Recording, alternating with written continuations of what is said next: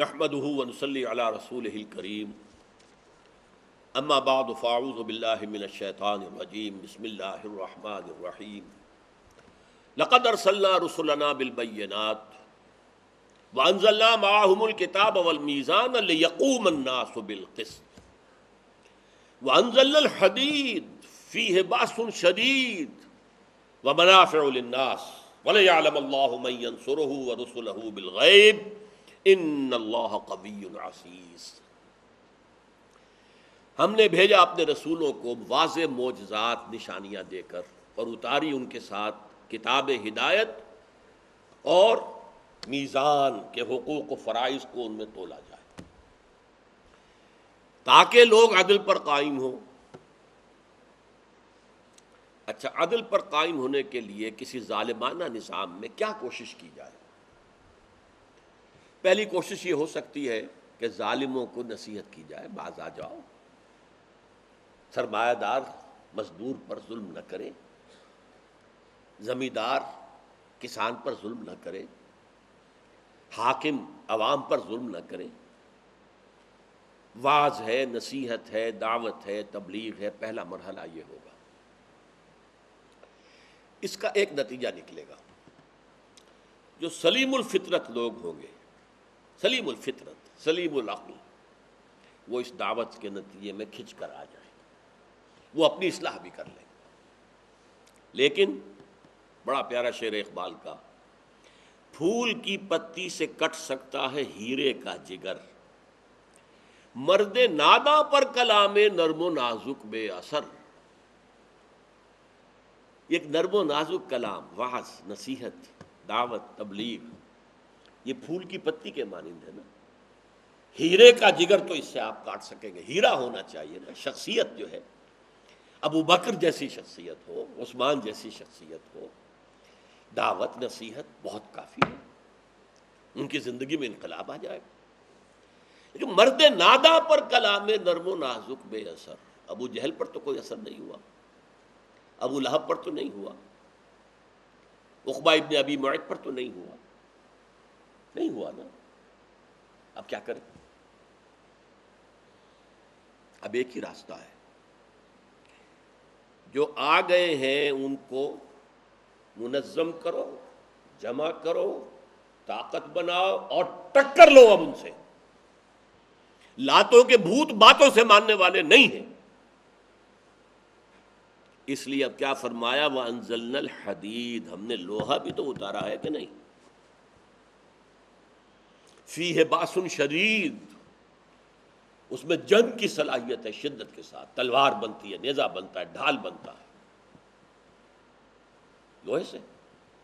وَمَنَافِعُ لِلنَّاسِ، لوگوں کے لیے کچھ اور فائدے بھی ہیں، وہ ضمنی ہیں، توا بنا لیا، پرات بنا لی، یہ بھی تو لوہے سے بنتے ہیں، بالٹی بنا لی، چلو، لیکن یہ ضمنی چیزیں ہیں۔ آج کل تو نہ توا رہا نہ پرات رہی، وہ جو کچھ ہو رہا ہے، تو اس اعتبار سے وہ اصل میں ہے جنگ کے لیے، اصلاح کے لیے۔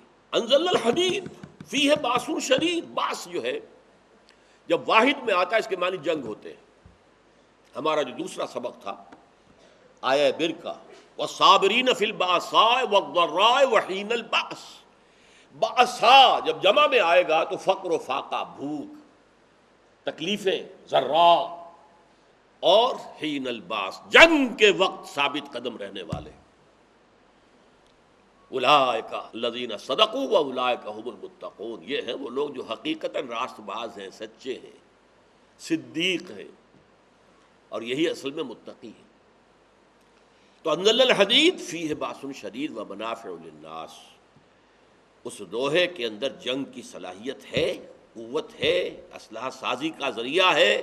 ہاں، لوگوں کے لیے کچھ اور بھی منافع ہے، پھکنی، توا، پرات، چمٹا، یہ بھی لوہے سے بنتا ہے، وہ چمٹا ومٹا بھی گیا اب۔ لیکن وَلِيَعْلَمَ اللَّهُ مَن يَنصُرُهُ وَرُسُلَهُ بِالْغَيْبِ، اور اصل میں تو یہ اس لیے ہے تاکہ اللہ دیکھے، جانے کون ہیں اس کے وہ بندے مخلص، وفادار، جو اس لوہے کی طاقت کو ہاتھ میں لے کر اللہ کی اور اس کے رسولوں کی مدد کرتے ہیں غیب میں ہونے کے باوجود۔ یہ ہے ٹکڑا، جس کو میں نے کہا تھا یہ پورے انسانی لٹریچر میں اس سے زیادہ عریاں عبارت، عریاں ننگی عبارت، انقلابی طاقت کا استعمال. جیسے میں نے کہا تھا لاتوں کے بھوت باتوں سے نہیں مانتے، باتوں سے ماننے والے وہ ہے ہیرا. جو ہیرے تھے وہ حضور نے دعوت سے، تبلیغ سے، قرآن کی تعلیم سے، یتلو علیہم آیاتہ سے کھینچ لیے، آ گئے، جمع ہو گئے. پھر انہیں جمع کیا، ان سے بیعت لی، جو حکم دوں گا مانو گے، بیعت لی کہ تن من دھن لگاؤ گے. اب جب یہ طاقت ہاتھ میں آ گئی، اب اس کو ٹکرایا، اب قتال، اب تلواریں اور نیزے سنبھالو. قاتلوا فی سبیل اللہ الذین یقاتلونکم. کہاں مکے میں یہ حکم تھا کہ چاہے تمہارے ٹکڑے اڑا دیں تم ہاتھ نہیں اٹھاؤ گے، no retaliation even in self defence. کہاں یہ حکم ہے اب کہ اینٹ کا جواب پتھر سے دو. اب اس کے اندر جو تضاد ہے، مکے میں یہ، مدینے میں یہ، تو تضاد ہو گیا نا.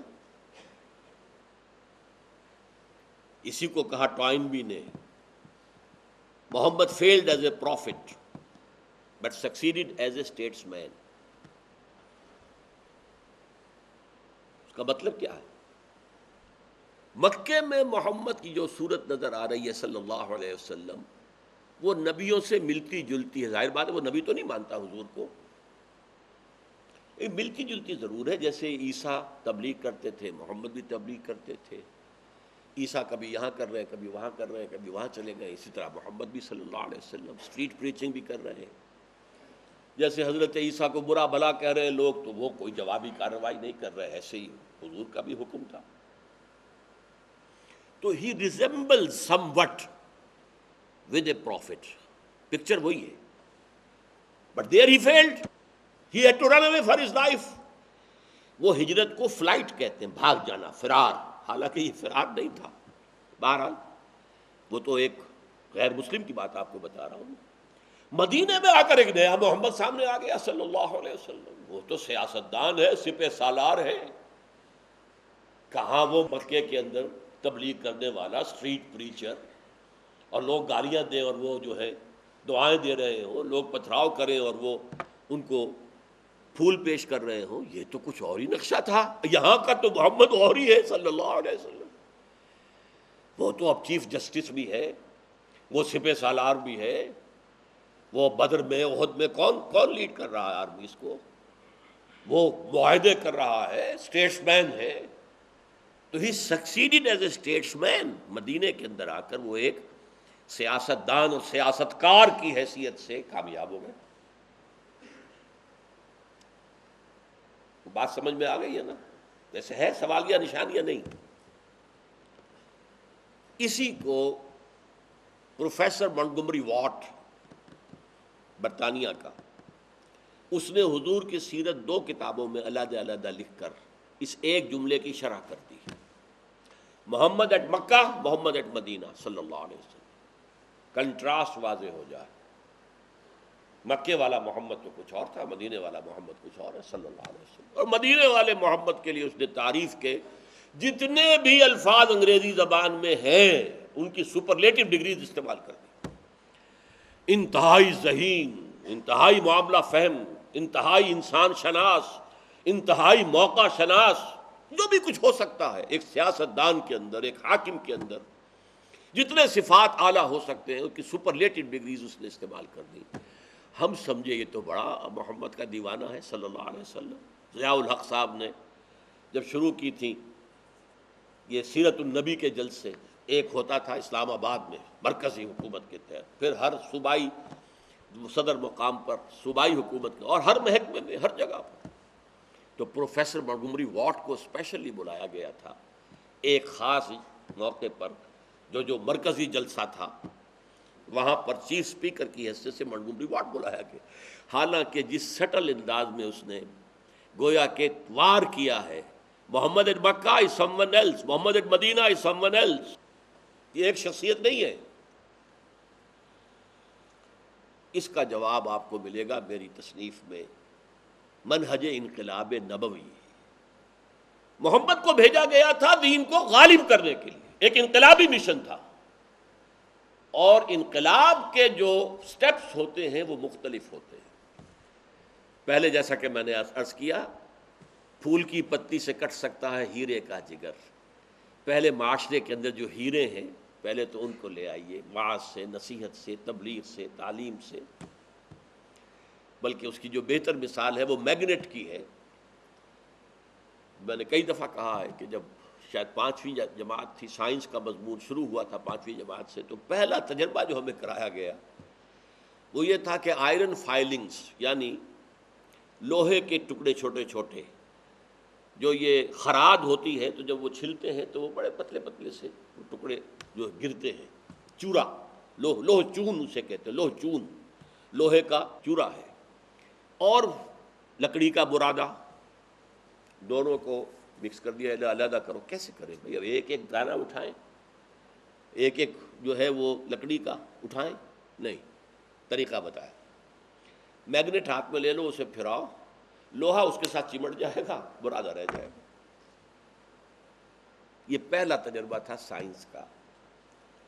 قرآن ایک میگنیٹ ہے، حضور نے 13 برس اسے مکے میں پھرایا، گھر گھر پھرایا، بازاروں میں پھرایا، میلوں میں پھرایا، انفرادی طور پر پھیلایا۔ جو بھی معاشرے کے اندر لوہا تھا، جو فطرت سلیمہ کے حامل لوگ تھے، وہ چمٹتے چلے گئے، آ گئے۔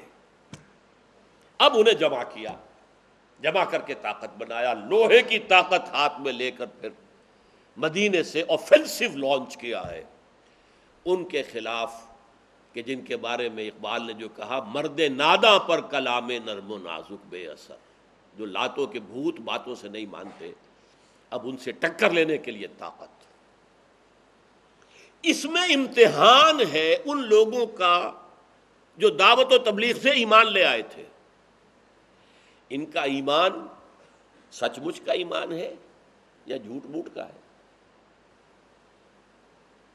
اگر اب تکلیفیں جھیلیں گے، مصیبتیں برداشت کریں گے، جان کی قربانی دیں گے، مال خرچ کریں گے، تو صادق ہیں، مومن ہیں، سچے ہیں۔ اگر پیچھے ہٹا دیں گے قدم، تو گویا کہ منافق ہیں، اسلام کا لبادہ اوڑھا ہے، حقیقت میں ایمان دل میں داخل نہیں ہوا۔ یہ آزمائش ہے، اسی سے دودھ کا دودھ اور پانی کا پانی ہوگا، اسی سے علیحدہ ہوگا، اناج علیحدہ، بھوسی علیحدہ، یہ سب علیحدہ کرنے کے لیے۔ تو اب دیکھیے وہی وجہ، یہاں جو فرمایا وہ انزلنا الحدید، ہم نے لوہا بھی اتارا ہے، فیہ باس شدید، اس میں جنگ کی صلاحیت ہے شدت کے ساتھ، ومنافع للناس، اور لوگوں کے لیے کچھ اور منفعتیں بھی ہیں، وَلِيَعْلَمَ اللَّهُ مَن يَنصُرُهُ وَرُسُلَهُ بِالْغَيْبِ، اور تاکہ اللہ دیکھے۔ ہم اس کو علم سے نہیں کہتے، اس لیے کہ علم تو اللہ کو ہمیشہ سے حاصل ہے، اللہ کو معلوم ہے کس کے اندر ایمان ہے کس میں نہیں ہے، لیکن وہ ظاہر کر دینا چاہتا ہے کس میں ایمان ہے کس میں نہیں ہے، اللہ کے تو علم میں ہے، لیکن وَلِيَعْلَمَ اللَّهُ، اللہ ظاہر کر دے کون ہے اس کے وہ وفادار بندے، مَن يَنصُرُهُ، جو مدد کرتے ہیں اس کی، وَرُسُلَهُ، اور اس کے رسولوں کی، بالغیب، غیب میں رہتے ہوئے۔ اللہ ہمارے سامنے نہیں ہے، اللہ کی کتاب ہمارے سامنے ہے، اس میں میزان موجود ہے، اس میں دین حق موجود ہے۔ کون ہے جو اس کو قائم کرنے کے لیے سر ہتھیلی پر رکھ کر میدان میں آئے؟ اگر اللہ کا دین قائم کرو گے تو اللہ کے مددگار ہو گئے۔ دیکھیے، اگر کسی بادشاہ کے خلاف بغاوت ہو جائے اور آپ پھر اس بادشاہ کی حکومت ریسٹور کرنے کے لیے میدان میں آئیں، باغیوں سے لڑیں، تو آپ بادشاہ کے مددگار ہو گئے کہ نہیں؟ بادشاہ کی مدد کی ہے، مددگار ہے۔ اچھا، اور چونکہ رسولوں کا کام یہ ہے کہ عدل قائم کرے، لہذا رسولوں کے مددگار ہو گئے، یہ دو کے مددگار ہو گئے۔ وَلِيَعْلَمَ اللَّهُ مَن يَنصُرُهُ وَرُسُلَهُ بِالْغَيْبِ، اور یہ سب کچھ قربانیاں دے رہے ہیں غیب کے باوجود، اللہ تو سامنے نہیں ہے۔ اچھا، صحابہ کے سامنے حضور موجود تھے، آج اگر ہم یہ جد و جہد کرتے ہیں تو حضور ہمارے سامنے تو موجود نہیں ہے، اللہ کا قرآن ہمارے سامنے ہے، حضور کی سیرت اور آپ کی سنت ہمارے سامنے، غیب میں ہے نا، یا تو ہم کہہ لیں ہم غیب میں، یا یہ کہ وہ غیب میں، غیب کا پردہ ہمارے درمیان حائل ہے۔ غیب میں ہونے کے باوجود جو اللہ کی مدد کرے اور اللہ کے رسولوں کی مدد کرے، اللہ چھانٹ لینا چاہتا ہے کون ہے وہ، وَلِيَعْلَمَ اللَّهُ مَن يَنصُرُهُ وَرُسُلَهُ بِالْغَيْبِ إِنَّ اللَّهَ قَوِيٌّ عَزِيزٌ۔ ویسے اللہ کو کسی کی مدد کی احتیاج نہیں ہے، اللہ تو قوی ہے، عزیز ہے، علی کل شیء قدیر ہے، آنے واحد میں کفر ختم کر دے، آنے واحد میں پوری دنیا کے انسان ابو بکر صدیق جیسے مومن بنا دے، کیا اللہ کے لیے ممکن نہیں ہے؟ آنے واحد میں، ان اللہ قوی عزیز، یقیناً اللہ تعالیٰ تو قوی ہے، عزیز ہے، زبردست ہے، قوت والا ہے، لیکن وہ اپنے چاہنے والوں کا امتحان لے رہا ہے۔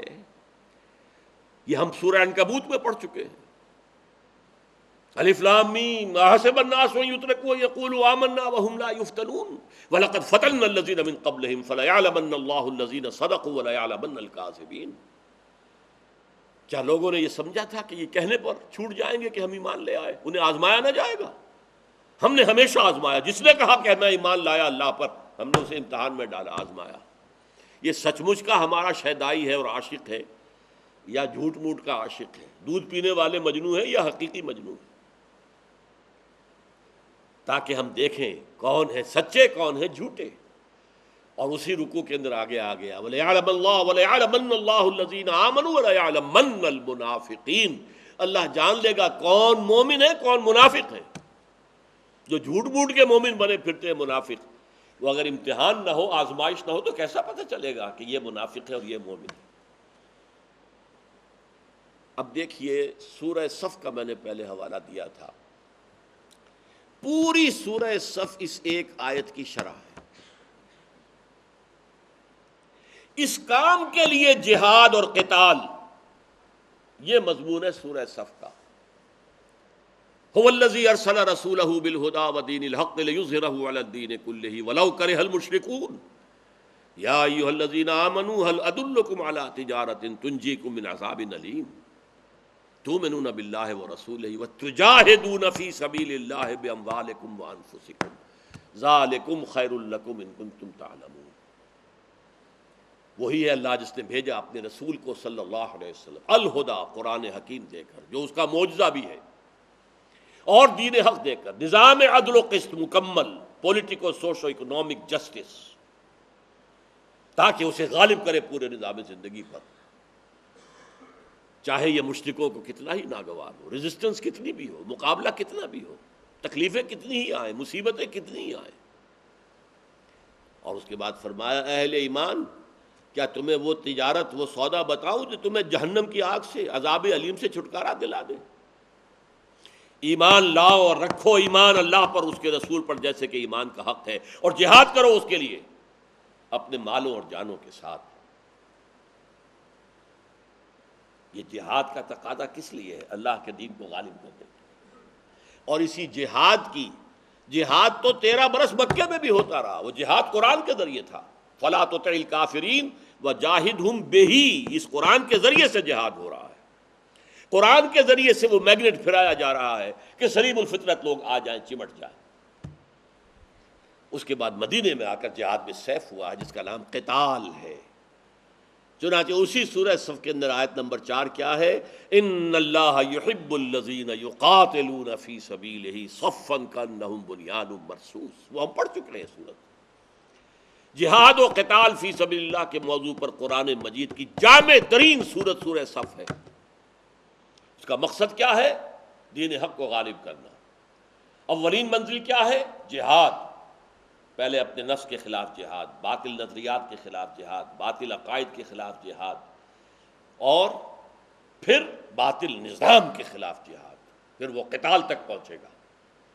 چنانچہ قتال کا ذکر بھی، جہاد کا ذکر بھی دونوں سورہ صف میں ہے۔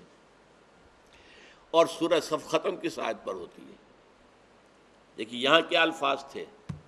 وَلَيَعْلَمَ اللَّهُ مَن يَنصُرُهُ وَرُسُلَهُ بِالْغَيْبِ۔ اللہ دیکھ لینا چاہتا ہے کون ہے اس کے مددگار، اس کے کون ہے جو مدد کرتے ہیں اس کی، اللہ کی اور اس کے رسولوں کی۔ سورہ صف کی آخری آیت کیا ہے؟ یا ایھا الذین آمنوا کونوا انصار اللہ، اے اہل ایمان اللہ کے مددگار بنو۔ اللہ محتاج ہے، ضعیف ہے، کیا مطلب؟ اس کے خلاف بغاوت ہے، ظہر الفساد فی البر والبحر، اللہ کے خلاف بغاوت آج بر و بحر کے اندر ہو چکی ہے۔ کس طرح باطل چھا چکا ہے، کس طرح سیکولرزم کا غلبہ پوری دنیا پر ہے، کس طرح سودی معیشت نے ڈھانپ لیا ہے پورے گلوب کو، کس طرح بے شرمی، بے حیائی، فحاشی، اس کا سیلاب مغرب کو تو لپیٹ میں لے چکا بہت پہلے، اب وہ مشرق کی طرف بڑھ رہا ہے پوری طاقت کے ساتھ، اور اس باطل کے اور اس شیطان کے اور اس طاغوت کے ایجنٹ ہمارے حکمران اس کو یہاں پر نفوذ کرنے کے لیے، نافذ کرنے کے لیے اپنی پورے ذرائع استعمال کر رہے ہیں۔ نظام تعلیم ہو، میڈیا ہو، پرنٹ میڈیا ہو، الیکٹرانک میڈیا ہو، سب کس کے لیے استعمال ہو رہا ہے؟ تو کھڑے ہو جاؤ نا، اللہ کے مددگار بنو، کھڑے ہو۔ یا ایھا الذین آمنوا کونوا انصارا، لڑو اس نظام کے ساتھ، جد و جہد کرو۔ اب البتہ اس جد و جہد کا ایک طریقہ کار ہے، وہ محمد الرسول اللہ سے سیکھنا ہوگا، وہ اسی طریقے پر ہوگا جیسے حضور نے کیا تھا، جیسے دین کو غالب کر کے دکھایا تھا، اسی طریقے سے ہوگا۔ تو یا ایھا الذین آمنوا کونوا انصار اللہ، اے اہل ایمان اللہ کے مددگار بنو۔ اس سے بڑا کوئی مقام روحانی طور پر ہو سکتا ہے کیا؟ یہ کہ کسی کو پتہ چل جائے اس قبر میں کیا ہو رہا ہے، عذاب ہو رہا ہے کہ کچھ اور ہو رہا ہے، یہ روحانیت کا اونچا مقام ہے؟ یا اللہ کا مددگار قرار پانا روحانیت کا اونچا مقام ہے؟ ہماری ویلیوز بدل گئی ہیں۔ باطل کے اقتدار میں تقویٰ کی آرزو، بڑے متقی ہیں، بڑے، اب باطل کے اقتدار کو تسلیم کر کے بیٹھے ہوئے ہیں، اس کے خلاف کوئی جد و جہد نہیں۔ باطل کے اقتدار میں تقویٰ کی آرزو، کتنا ہنسی فریب ہے جو کھا رہے ہیں ہم، اس سے زیادہ جو ہے سیلف ڈسیپشن، یخادعون اللہ والذین آمنوا وما یخدعون الا انفسهم، وہ دھوکہ دینا چاہتے ہیں اللہ کو اور اہل ایمان کو، لیکن نہیں دھوکہ دے رہے صرف اپنے آپ کے سوا کسی کو۔ تو یا ایھا الذین آمنوا کونوا انصار اللہ کما قال عیسی ابن مریم للحواریین، جیسے کہا تھا عیسیٰ ابن مریم نے اپنے صحابہ سے، اپنے ساتھیوں سے، من انصاری الی اللہ۔ اب دیکھیے نسبت بدل گئی، کون ہے میرے مددگار اللہ کی طرف؟ پہلی نصرت اللہ کی، کونوا انصار اللہ، اللہ کے مددگار بنو، اس لیے کہ دین اللہ کا ہے، اس کی حکومت قائم کرنی ہے، اس کا قانون نافذ کرنا ہے، اس کا نظام غالب کرنا ہے، تو اللہ کی مدد ہو گئی نا۔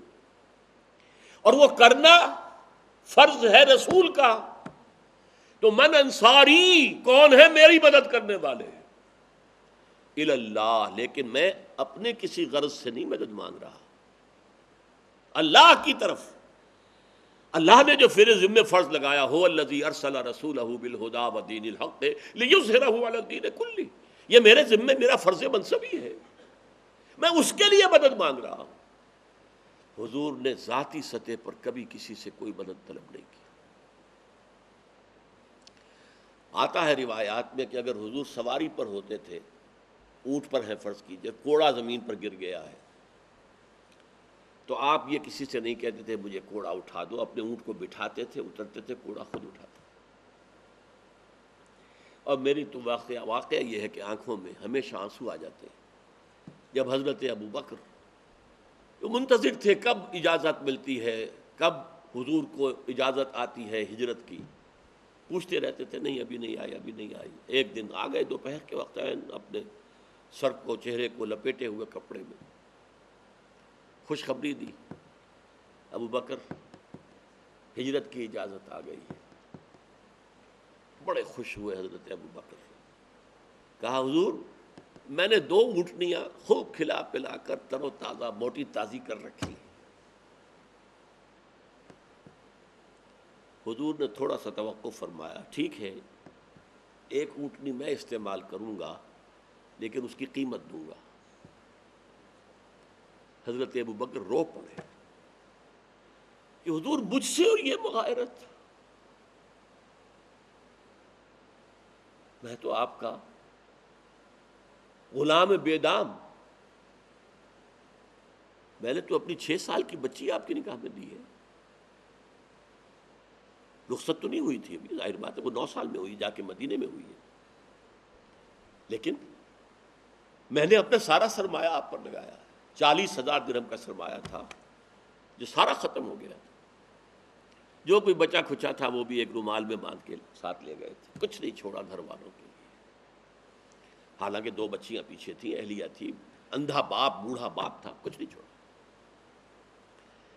تو مجھ سے بھی یہ مغالطہ رو پڑی، تو یہ ہے حضور کی غیرت کا، اپنے لیے نہیں مدد مانگی ہے، من انصاری اللہ، کون ہے میرا مددگار اللہ کے راستے میں، تو یہ 2 نسبتیں ہو گئیں، وَلِيَعْلَمَ اللَّهُ مَن يَنصُرُهُ وَرُسُلَهُ بِالْغَیبِ، اللہ دیکھنا چاہتا ہے کون ہے اس کے وفادار بندے جو اس لوہے کی طاقت کو ہاتھ میں لے کر، اور ظاہر بات ہے لوہا ہاتھ میں لیں گے تو جان جا بھی سکتی ہے اور آپ جان لے بھی سکتے ہیں، ان اللہ اشترى من المؤمنین انفسهم واموالهم بان لهم الجنہ یقاتلون فی سبیل اللہ فیقتلون ویقتلون، اللہ کی راہ میں جنگ کرتے ہیں، قتل کرتے بھی ہیں، قتل ہوتے بھی ہیں، میدان جنگ میں جو آ گیا وہ جان ہتھیلی پر رکھ کر آیا ہے، بچ کر آ گیا تو یہ بونس سمجھیے، یہ تو گویا کہ ایک نئی زندگی ہے جو لے آیا ہے، ورنہ میدان میں اترنے کے بعد تو موت اقرب ہے حیات کے مقابلے میں۔ یہ آیت ہے جسے میں نے قرار دیا ہے اس سورت کا کلائمیکس۔ انفاق کس لیے مطلوب ہے، کس کام کے لیے، قتال کس لیے تھا، لا یستوی منکم من انفق من قبل الفتح وقاتل، وہ آیت، اس قتال کا، اس انفاق کا مقصد کیا ہے، لقد ارسلنا رسلنا بالبینات وانزلنا معهم الکتاب والمیزان لیقوم الناس بالقسط وانزلنا الحدید فیہ بأس شدید ومنافع للناس ولیعلم اللہ من ینصرہ ورسلہ بالغیب ان اللہ قوی عزیز۔ بارک اللہ لی ولکم فی القرآن العظیم ونفعنی وإیاکم بالآیات والذکر الحکیم۔